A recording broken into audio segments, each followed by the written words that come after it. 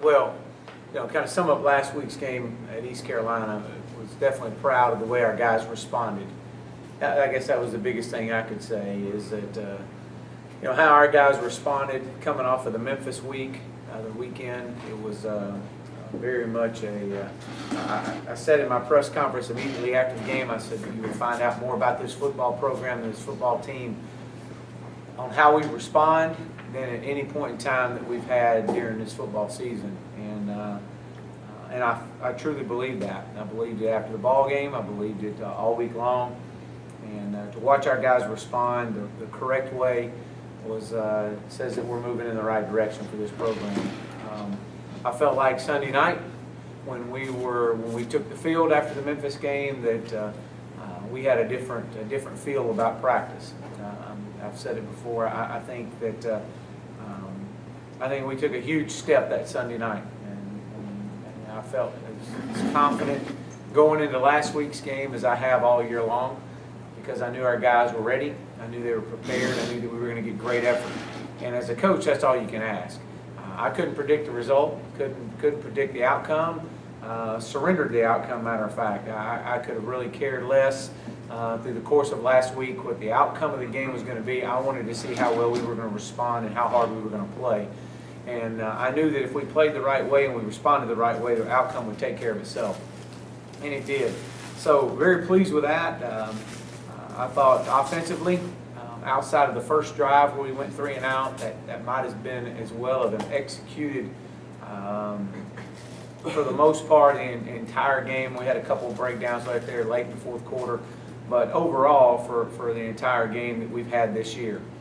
So I was very pleased with the execution. I thought Ben Hicks, even on Friday night, Coach Craddock and I were talking about it. He was as locked in all week long as I've seen him.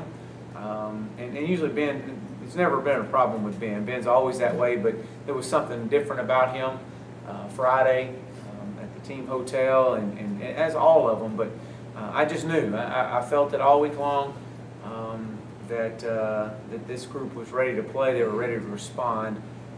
So pleased with our effort, pleased with the execution offensively. I thought we had a great plan and executed very well. Defensively, while we may not have played as well in the first half defensively as we wanted to, we definitely made some key plays in the game that were game-changing plays. I know Coach Malone challenged our defense the second half, or at halftime, when they went down and scored right before half to give them the momentum. It was great to see how our guys responded out of that. I thought the play of the game was Horace Richardson's pick 6 right after half. They were driving down, and had they scored there, it would have been a 7-point game. They had all the momentum coming out of after halftime, that last drive, and then leading into halftime, coming out. The momentum was definitely on their side, and we just had to continue to play. And that was the message at half, was let's breathe, let's play one play at a time, and let's just execute our system. So that was great to see. I was pleased to see that. I'm very concerned with our kicking game, our kicking coverage game, and return game on our kickoff. That's something that has been a problem all year long, and is an area that we continue to address. Whatever we got to do to get it fixed, it's I know we've got a lot of young kids, young guys on that team. It's no excuse. Whatever we got to do, if we got to put Ben Hicks on our kickoff coverage unit to run down and make tackles, we'll do that. But they're not playing up to our standard, and that's the challenge that we have right now with these guys. And they'll respond. They always have, and they will. So I know Coach Riley is working tirelessly to get those 2 battalions fixed. Overall, I love where we are in this program right now. I think definitely, I told you after the Baylor game that I felt that this program was trending in the right direction. I didn't know what December would bring us, still don't. But I know this, that we're definitely a football team that has improved. Outside of one performance against Memphis, has improved drastically this year. And sometimes when you have to teach a program how to win, sometimes you have to fall down when you do it. And you just got to make sure you're falling forward. And we definitely showed that even as bad a performance as we put out there against Memphis, that we fell forward because we got up and responded the right way. So excited about this week. We've got a great challenge ahead of us this week. We've got the number 7 ranked offense in the country coming in. Quentin Flowers is as dynamic of a football player and a quarterback as we've seen this year. He's playing at an exceptionally high level, and he definitely poses some huge challenges for us defensively. They've got a really good running attack. They're very explosive, averaging over 43 points a game. Coach Taggart has done an incredible job in his 4th year with this program. He's recruited exceptionally well, and those guys are definitely playing and have bought into his system. Defensively, they've had some injuries through the course of the year. They're very talented. They run exceptionally well.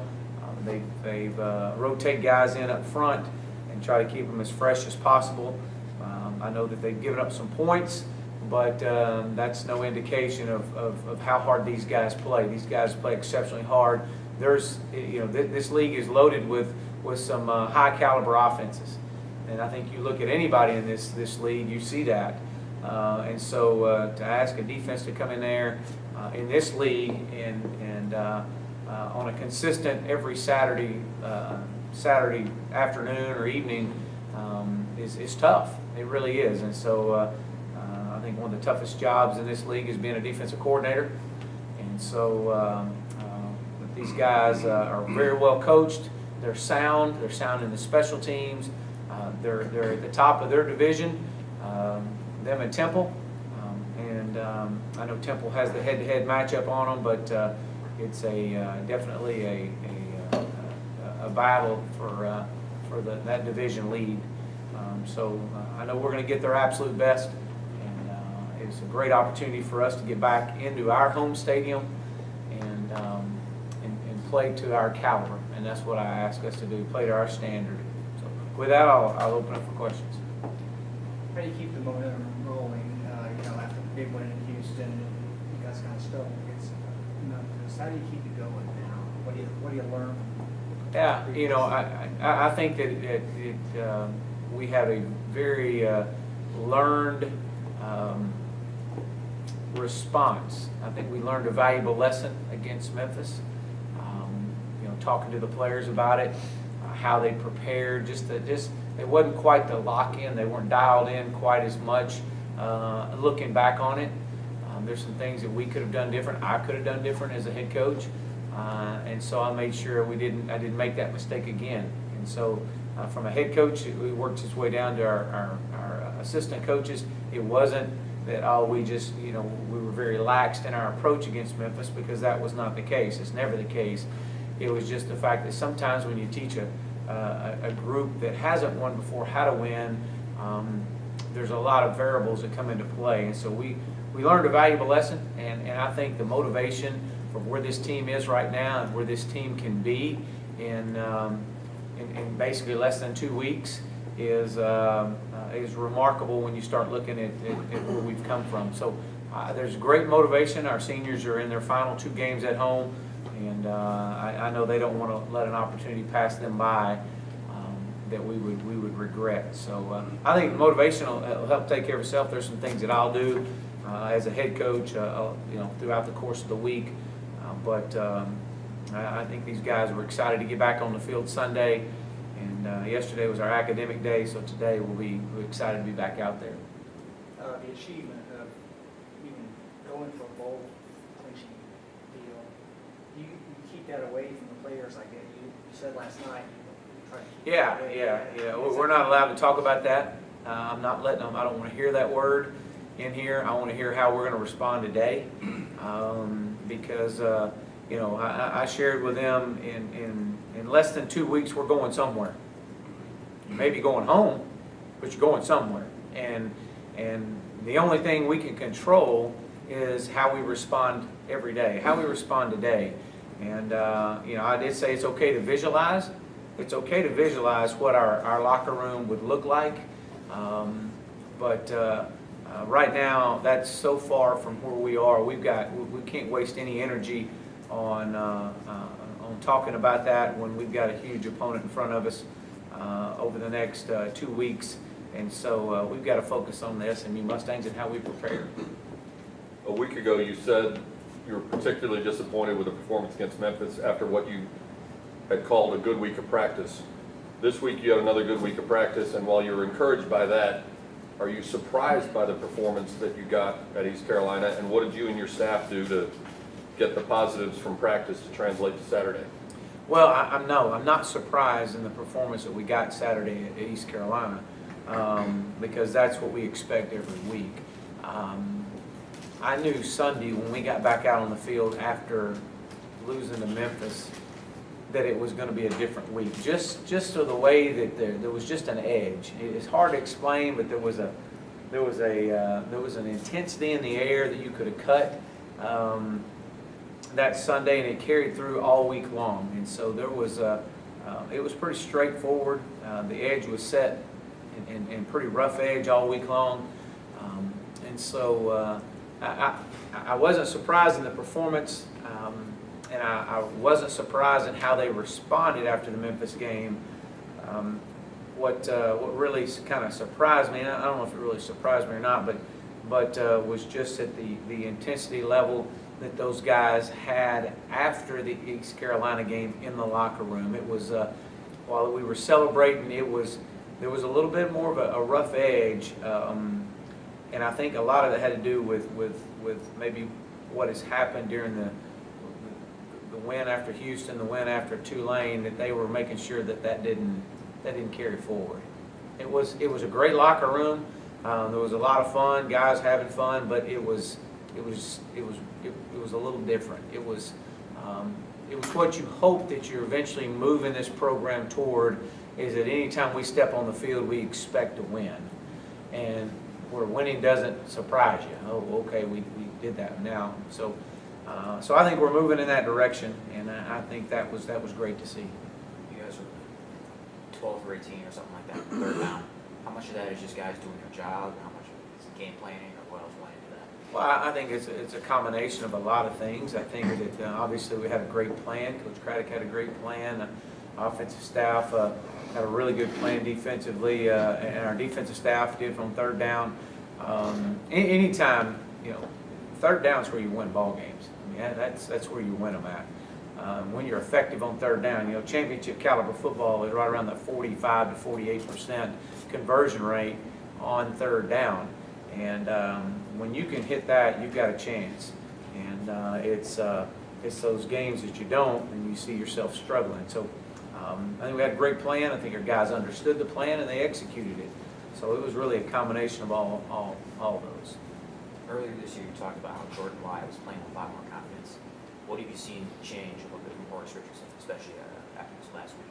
Yeah, I think Jordan is still has great confidence. I think he's still playing exceptionally hard. I think that when you got Horace on one side and Jordan on the other, they're going to try to they're going to find out who's on that night, and then they're going to stay away. I think you saw a little bit of that the other night, but obviously maybe Jordan didn't have quite the performance that he wanted to have, but he still made some plays for us. And I think he's got a guy that still has incredible confidence and believes in his ability. And when you're going up against the #1 receiver in all of college football, and they move him all over the field, I mean, you got to be on your game. Coach, this week is your teal game. Can you talk a little bit about that and how it came to be? Yeah, this week is we'll raise awareness for sexual violence and domestic violence, and this is something that we've started back in August. Brenda Tracy came in and talked and had a very powerful message for our players and our staff, and the platform that we have as coaches to be able to make a difference, to be able to take a stand and really bring to the forefront with our young men of we as men in a community, in a society in general, can do something about it and raise awareness. And so we've partnered up, and our foundation has as well, Paula and our foundation has partnered up with the Genesis Group here in town for domestic violence, and our players have asked to take a stand, and we use the hashtag Not On My Campus. So you'll see that this week. You'll also see a combination ribbon, one ribbon that's a part purple and part teal. Teal being sexual violence and purple being domestic violence. So you'll see that. We'll have Tracy will actually be at the game, and so it's just a great opportunity for us to raise awareness in our great city and across college football and the landscape that we have. This is something that's been planned for quite some time, and again, I've said it before, and you know, if all these young men that play for me and play for our program, if all they get out of us is just to become a better football player, then we've failed a lot of people in many ways. And so this is an opportunity to help them raise awareness, to bring to the forefront that you know, we're taking a stand, and we're definitely doing that this week. When you look at the situation in front of you with 2 home games like this, how important is it to generate crowd support, and how do you feel it's gone this year in terms of attendance? Yeah, I think if you look at our overall attendance, it's up. Probably drastically it's up, but you know, yes, definitely the last 2 weeks you'd love to get a full crowd in here. I think for where this program is going, I think it'll continue to grow. You know, everybody wants to support a team on the rise. Everybody wants to support and be a part of a winning program. And so I think that you know, what I can control is making sure that we put a good product out on that field. And I encourage our fans. I encourage the city of Dallas. You know, you get a chance to come out and support a good cause this weekend, and watch these young men raise awareness, and also finish up this season at home over the next 2 weeks. And so I definitely think that this is and I've said it before, that this is a program on the rise. And you know, when you look and you got almost 94% of your outcome is produced by freshmen and sophomores, it's a young football team. And in terms of building that fan support, you really reached out to the city and really kind of brought that together. You feel a positive response from that?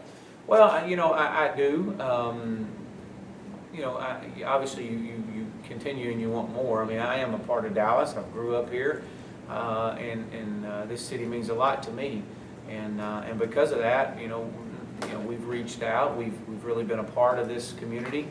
And it's not just me. I mean, it's our staff, it's our players, it's Paula.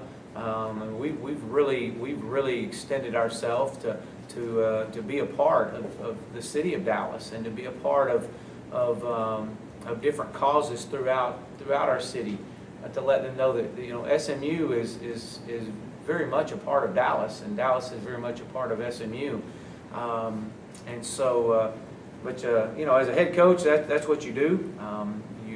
You set examples and you ask for support, and that's one thing that we continue to reach out for, and as we do, we need to continue to fill this stadium up. And I think there's a lot of people. I think there's a whole lot of people that can help out.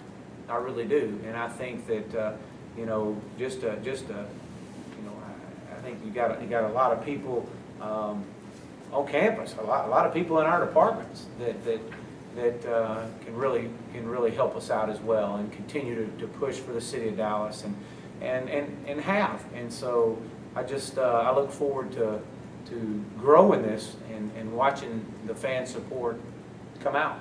And but it's definitely meaningful, especially to our players and to this university. What injuries can you update after the East Carolina game?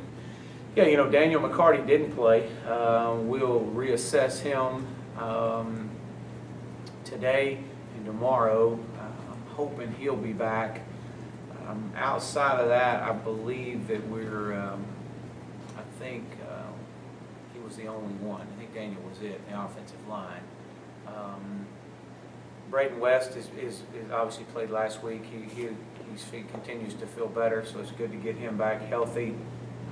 Blake Carlisle is out. He will not play this week. I don't know of any more. From a defensive standpoint, we're for the most part healthy. You know, everybody at this point in time of the season it's a mental grind. I mean, that's what it is. You know, I've said it before. I was telling our players this Sunday night. I mean, November is a mentally challenging month across college football, and it's you've got to be mentally strong. You've got to be able to focus on just what's in front of you, because you can't look beyond. Even though the season is close to ending, you cannot look beyond what's right in front of you. And I think that's I think you've seen that in the landscape of college football this past week. It's very easy to lose your mental focus.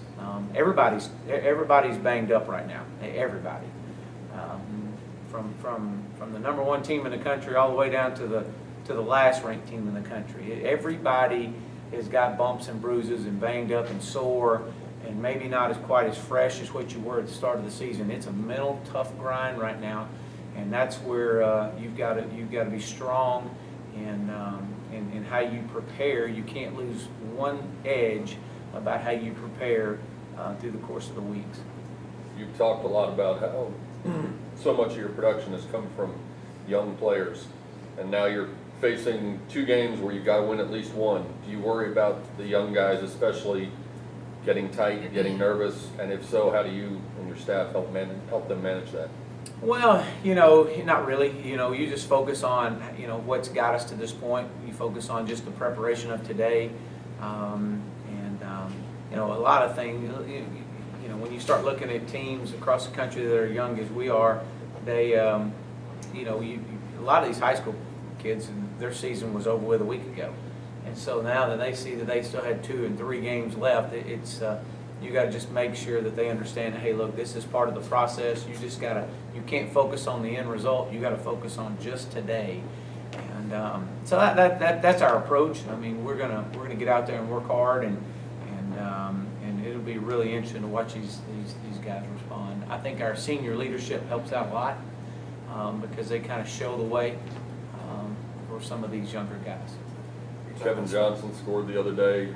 What led to him playing on offense, and how much do you envision that growing going forward? Yeah, maybe a little bit. I think he obviously provides us with a spark. He's definitely one of the fastest players we have on the team. So there's some things that we can do with Kevin. You know, with our injury situation to our running backs, we were kind of searching a little bit and slowly involving Kevin into that. So you may see him out there a little bit more this week. But I know his production defensively was really good as well. We were talking about special teams earlier. What do you think has been a couple of the reasons that those have been a struggle for you for a lot of the year? Yeah, I think a lot of it has to do with the fact that there's 2 things. One, you're so young, and 2, you don't have as much depth. And so you're asking these guys, the young kids, to play, to be a part of special teams. I mean, you actually have guys that maybe not are playing as much offensively or defensively, but they're true freshmen. And just to understand the importance of the demands of special teams and how important it is, I think that's been a growing experience. We've got several of our walk-ons that are on special teams and have earned that right. But I think you'll see the lineup. There'll be some different names out there this week. Like I said, you may see Ben Hicks running down on kickoff this week, covering kicks.